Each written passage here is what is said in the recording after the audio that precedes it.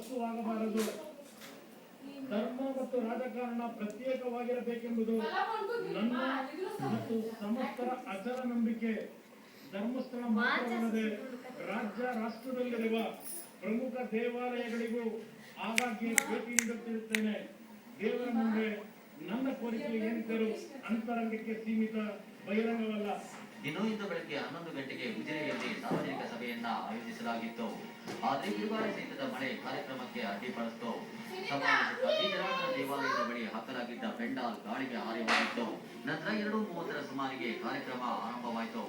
ಸಮಾವೇಶದಲ್ಲಿ ಮಾತನಾಡಿದ ಕುಮಾರಸ್ವಾಮಿ, ಸಿಎಂ ಜನತೆಗೆ ಇನ್ನಷ್ಟು ಹತ್ತಿರವಾಗಬೇಕಿದೆ ಎಂದು ಕಿವಿಮಾತು ಹೇಳಿದ್ರು. ಇನ್ನು ಈ ಪ್ರವಾಸದುದ್ದಕ್ಕೂ ಕುಮಾರಸ್ವಾಮಿಗೆ ಸಾಥ್ ನೀಡಿದ್ದ ಜೆಡಿಎಸ್ ಮುಖಂಡ ಚೆಲುವರಾಯಸ್ವಾಮಿ, ದೇವೇಗೌಡರ ಕುಟುಂಬ ಸ್ವಾರ್ಥ ಸಾಧನೆಗಾಗಿ ಇದನ್ನೆಲ್ಲ ಮಾಡ್ತಾ ಇಲ್ಲ ಅಂದ್ರು.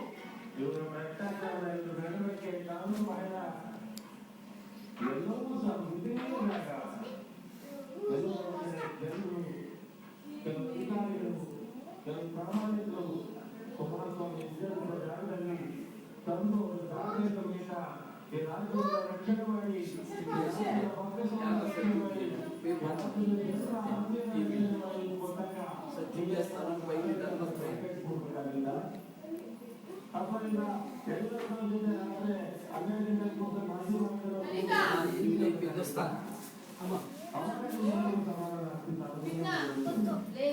ಒಟ್ಟಿನಲ್ಲಿ ಸಿಎಂ ಯಡಿಯೂರಪ್ಪ ಮತ್ತು ಮಾಜಿ ಸಿಎಂ ಕುಮಾರಸ್ವಾಮಿ ಇಬ್ಬರು ಮಾತಿನಂತೆ ಧರ್ಮಸ್ಥಳಕ್ಕೆ ಆಗಮಿಸಿದ್ದಾರೆ. ಅಲ್ಲದೆ ಮಂಜುನಾಥ ಸ್ವಾಮಿಯ ದರ್ಶನವನ್ನು ಪಡೆದಿದ್ದಾರೆ. ಆದರೆ ಸವಾಲು ಪ್ರತಿ ಸವಾಲು ಹಾಕುವ ಭರದಲ್ಲಿ ಮಾಡಿಕೊಂಡಿದ್ದ ಆಡಿಯೋ ಪ್ರಮಾಣದ ವಿಚಾರವನ್ನ